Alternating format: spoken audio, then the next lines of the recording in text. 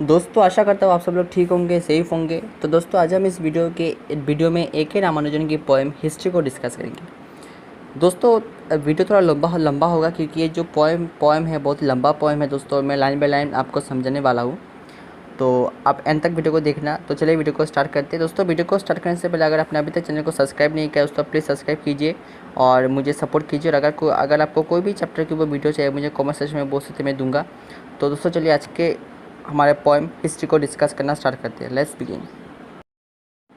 दोस्तों ये जो पोएम है हिस्ट्री, इसमें रामानुजन ने अपनी आंटी की डेथ के बाद किस तरह से उनके फैमिली मेम्बर ने रिएक्ट किया था दोस्तों, और किस तरह का सिचुएशन था, जो पोएट है उनका क्या नज़रिया था, ये सब पोएट ने इस पोएम में डिस्कस किया है दोस्तों। और चले लाइन बाय लाइन पोएम को देखते हैं और समझते हैं। Which usually change slowly, change sometimes during a single conversation. Ramanujan इस 4 लाइन में कह रहे हैं कि सब कुछ चेंज होता है, कभी कभी स्लोली होता है और कभी कभी एक सिंगल कन्वर्सेशन से भी बहुत कुछ चेंज हो सकता है। ठीक है। The petite little aunt in her garden of sweet limes. मेरी वो आंटी जो हर शाम को उनके जो गार्डन के नींबू के पेड़ के नीचे टहलती थी, वॉक करती थी। नाउ कैरी से डिफरेंट, इसका मतलब दोस्तों नाउ कैरी से डिफरेंट का मतलब है अभी वो आंटी हमारे बीच नहीं है। She is no more face not merely older than colder, अभी वो हमारे बीच है नहीं। और उनकी लुक उस दिन की तुलना आज से बहुत ही ओल्डर हो चुकी है और बहुत ही शांत हो चुकी है। ठीक है। और made holy by deaths and children's failure, और उनकी डेथ के टाइम पर उनका जो वो बहुत ही होली हो चुकी थी, बहुत पवित्र हो चुकी थी, क्योंकि डेथ जब लोगों के सामने नियर होता है तो लोग पवित्र हो जाते हैं। यहाँ पे दोस्तों जब आंटी की डेथ हो चुकी थी तब रामानुजन ने उनको जिस तरह से फेस किया था वही यहाँ पे वो कह रहे। ठीक है। डेथ के टाइम डेथ के बाद जब वो नीचे लेटी हुई थी तब उनकी फेस बहुत ही होली लग रहा था और रामानुजन ने इसका जिक्र इस लाइन में किया है। यहाँ पे दोस्तों चिल्ड्रन फेलियर क्या है ये हम इस पोएम में लास्ट में पता चलेगा। चलिए लास्ट में देखते हैं। ठीक है। That day my great aunt died I was there by one of दोस्त। जिस दिन मेरी ग्रेट आंटी का डेथ हुआ, मृत्यु हुआ, तब बाकी लोगों के बीच में मैं भी वहाँ पर मौजूद था जहाँ पर वो लेटी हुई थी। Change children never miss looking for a green ball. जब दोस्तों आपको मतलब मालूम ही होगा जब बच्चों को मतलब कई बोला होता है कि बच्चे तुम यहाँ पे मत जाना, तो बच्चे को एक क्यूरियोसिटी रहता है मन में कि क्या है, बड़े क्यों मना कर रहे हैं मुझे वहाँ पर जाने के लिए। तो जो पोएट थे रामानुजन उनका भी एक क्यूरियोसिटी था। जब उनकी ग्रेट आंटी का डेथ हो चुका दोस्तों तो लोगों ने कहा था रामानुजन से तो तुम वहाँ पर मत जाना क्योंकि तुम इमोशनल हो जाओगे। बच्चों के सिचुएशन मतलब आप समझते कि बच्चे इमोशनल हो जाते और सिचुएशन क्रिटिकल हो सकता है। लेकिन रामानुजन ने एक मस्त आइडिया निकाला कि वो एक ग्रीन बॉल को मतलब खोज रहे, ये बहाना देकर वो वहाँ पर मौजूद हो गए। और जनरली क्यूरियोसिटी रहता है बच्चों के, वो ये सब चीज़ें मिस नहीं करते। ठीक है। तो रामानुजन ने एक बहाना बनाया कि मेरा ग्रीन एक बॉल मतलब खो चुका है और मुझे इसे ढूंढना है। ठीक है। आई नेवर लॉस्ट आई सो हर। जब वो वहाँ पर पहुँचे तो उन्होंने ग्रेट आंटी को देखा, लेटी हुई थी, लेटी हुई थी नीचे, फेस इन क्यूरियस। उनका फेस बहुत ही शांत था, बहुत ही होली था। ठीक है। आइस यट अनशट, उनके जो आइस था वो बंद नहीं हो रहा था, वो खुले थे।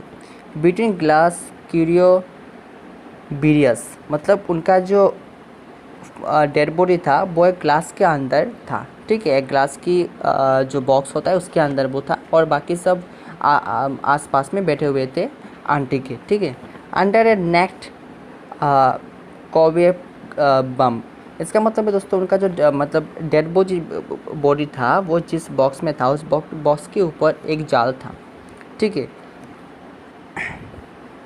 And next to a yellow dim window, और वो जहाँ पर लेटी हुई थी उसके बाजू में एक विंडो था जहाँ पर से एक येलो कलर की लाइट आ रही थी। यहाँ पे दोस्तों आप समझ सकते हैं कि दोपहर का टाइम है और येलो लाइट का मतलब है जो दोपहर का जो सनलाइट होता है वो एक थोड़ा सा वो बॉक्स के ऊपर पड़ रहा था। ठीक है। And my little dark aunt was there, and मेरी वो ग्रेट आंटी वहाँ पर सोई हुई थी जिनका ऑलरेडी डेथ हो चुका था। Nose, eyes and knee bent out, ठीक है, मतलब fresh from stone for a Parvati step. यहाँ पे दोस्तों मैंने पहले ही कहा था कि पोएट को वो बहुत ही होली, जब उनका डेथ हो चुका वो बहुत पवित्र दिख रही थी, होली दिख रही थी। तो पोएट ने जिक्र किया है कि वो जब ज़मीन पर लेटी हुई थी आफ्टर डेथ, तो उनका बॉडी देखने में ऐसे लग रहा था कि पार्वती एक पवित्र स्टोन से, एक पार्वती के पवित्र स्टोन से वो मतलब वो वैसे दिख रही थी कि एक स्टोन से जैसे पार्वती की मूर्ति बनती है वो वैसे ही लग रही थी, पवित्र एंड शांत, ठीक है। मतलब एक जो स्टोन से जब पार्वती की मूर्ति बनती है दोस्तों, तो वैसे ही वो लग रही थी कि बिल्कुल शांत, निर्जीव, ठीक है। लुकिंग फॉर समथिंग हाफ हार बॉडी अंडर द कॉट। और वो जब वो मतलब जब डेथ के बाद जब वो ज़मीन पर लेटी हुई थी, वो दिखने में लग रहा था कि वो कुछ ढूंढ रही थी, मतलब शांत होकर सोकर वो कुछ सोच रही थी, वो कुछ ढूंढ रही थी, ठीक है। Maybe a rolling pin her son had brought for play.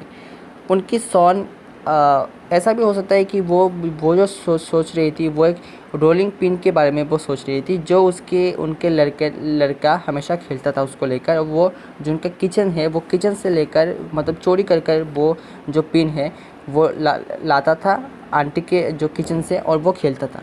तो मे बी वो आंटी उस जो पिन है वो उसको ढूंढ रही थी, शांत होकर सोच रही थी उसके बारे में, वो कहाँ है, ठीक है। ऑफ कुकिंग हो जाना चाहिए। But yesterday my mother told. यहाँ पे दोस्तों एक line of cooking and washing जो लाइन है, इसका मतलब है कि जो उनके जो मतलब फैमिली मेम्बर्स थे वो वहाँ पर मौजूद थे, ठीक है। But yesterday my mother said I have never told any one which what happened. That day your great auntie died. Will all those children in and out of the death room, all the kith and kin. मतलब कल मेरे माँ ने मुझे एक बात कहा कि बेटा जब तुम्हारा ग्रेट आंटी का डेथ हुआ था तब उनको जो बच्चे पसंद करते थे, जो फैमिली मेम्बर्स थे, वो उनकी जो डेड बॉडी जिस रूम पर था वो उस रूम के अंदर बाहर लोग, मतलब बहुत लोग थे जो बच्चे थे उनको पसंद करते, जो फैमिली मेम्बर्स थे सब वहाँ पर मौजूद थे। मतलब आंटी को बहुत लोग पसंद करते थे। Milling in the kitchen wet faggot and rumors about the will everyone was thinking about, the quote was thinking about, ठीक है। यहाँ पे दोस्तों ये कहा जा रहा है कि जो किचन था उस किचन में बैठकर जो फैमिली मेम्बर्स थे वो खा रहे थे, और जो कुकिंग हो रहा था दोस्तों वो मतलब आप अगर आप गांव में जाएंगे तो जो लकड़ी से दोस्तों खाना बनाना होता है, आपने देखा होगा, तो वहाँ पे भी लकड़ी से खाना बना हो रहा है। तो लकड़ी का जो धुआं है वो पूरा जो रूम में वो फैल गया था, ठीक है। And rumours about the will, और विल का मतलब है दोस्तों उनका जो प्रॉपर्टी था, संपत्ति था, उनके मृत्यु के बाद किसको मिलेगा, उनके जो बेटियाँ थी, लड़के थे, उनको लेकर एक बहुत चर्चा हो रहा था। मतलब आप देख सकते हैं कि माँ का डेथ हो गया लेकिन बच्चों को जो विल है उसके बारे में वो चिंता कर रहे थे। तो यहाँ पे चिल्ड्रंस फेलियर जो दोस्तों मैंने जो फर्स्ट लाइन में कहा था 6 नंबर लाइन में, तो इसका मतलब इसका यहाँ पे आंसर है, ठीक है। Had two daughters one dark and fair unknown to others alternately pick their mother body clean. उनके दो बेटियाँ थी, एक फेयर थी और एक डार्क थी, मतलब एक गोरी थी एक ब्लैक थी। इन दोनों में दोस्तों कुछ अच्छा रिलेशन था नहीं है, जो दो बेटियां थी इनमें अच्छा रिलेशन था नहीं। तो उनके मदर का जब डेथ हुआ वो एज सुन एज उनके जो माँ थी उनको उनके जो मतलब डेड बॉडी को क्लीन करके उनका जो भी कुछ सोना था, जो भी कुछ इयररिंग था, डायमंड था, सब उन्होंने उतार लिया और उनको लेकर झगड़ा शुरू हो गया कि कौन क्या लेगा। आप देख सकते हैं कि माँ का डेथ हो गया लेकिन ये जो लड़कियां हैं उनको उस प्रॉपर्टी सोने में उनका मतलब इंटरेस्ट था, ठीक है। बिफोर इट वाज कोल्ड और the ice were shirt of diamond earring bangles and the pin in her hair. मतलब ये मैंने जो कहा कि उनके डेथ के बाद उनके शरीर पे जो भी गोल्ड था, डायमंड था, इयररिंग था, सब निकाल दिया गया उनके जो दो लड़की के द्वारा, और वो कौन लगा इसके लिए चर्चा शुरू हो गया, ठीक है। The 3 rings from her wedding the previous century, उनका जब शादी हुआ था दोस्तों, तब उनके शादी में उनके घर वालों ने उनके पाँव में जो रिंग होता है वो दिया था, वो भी इन दोनों लड़के ने निकाल लिया। और कौन क्या लाएगा इसको लेकर चर्चा शुरू हो गया, ठीक है। All except the gold in her teeth and silver G string, they did not know she wear her napkin on to the great disgust of the outbook. और दोस्तों वह उनके जो आंटी थी, पॉट की आंटी के टीथ पे भी कुछ सोना था, टीथ में कुछ सोना था। और उनका जो नैपकिन था दोस्तों, नैपकिन पर भी वो सोना कुछ सोना था। लेकिन दो लड़कियां थी, उन्होंने टीथ पे जो सोना है वो दिखा नहीं, वरना वो भी वो उतार लेते। मतलब वो इतने ख़राब माइंडेड थे दोस्तों जो लड़कियां थी। और इन्होंने ये मिस हो गया कि उनके टीथ पर जो सोना था वो मिस हो गया और वो आंटी के शरीर पर रह गया, और बाकी सब कुछ उन्होंने निकाल लिया, ठीक है। To the great orthodox widows who wash her body at the end and the dark stone face of my little aunt acquired some expression and lost. बाद में जाकर जो भी लोग थे जिन्होंने आंटी को बात करवाया, नहलाया, उनको ये मतलब मालूम हुआ कि उनके जो बॉडी था, बॉडी से सब सोना डायमंड उनके जो लड़कियां थे उन्होंने मतलब खोल लिया था, निकाल लिया था। और वो ऑलरेडी डिवाइड भी हो चुका था कि कौन कितना लेगा। और बाद में जाकर लास्ट टाइम पर जब उनका फ्यूनरल का टाइम आया तो उनका फेस पर मतलब एक लॉस्ट का एक्सप्रेशन था आंटी का। मतलब आंटी का दुख लास्ट में जाकर उनके जो फेस है उसको मालूम चल रहा था, ठीक है दोस्तों।